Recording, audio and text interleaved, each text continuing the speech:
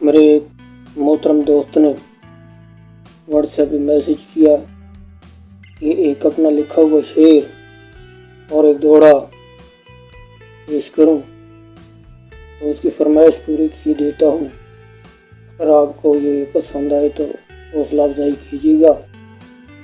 शेर आपकी नज़र करता हूं। अब वो लुटा कर मेरे ख्वाब कहाँ जाएगा। अब वो लुटा कर मेरे ख्वाब कहाँ जाएगा, और जुदा होकर मुझसे जनाब कहाँ जाएगा।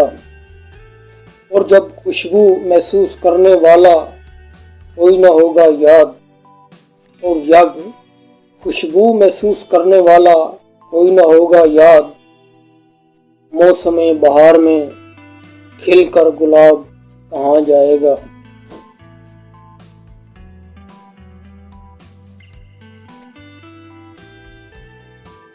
जौहन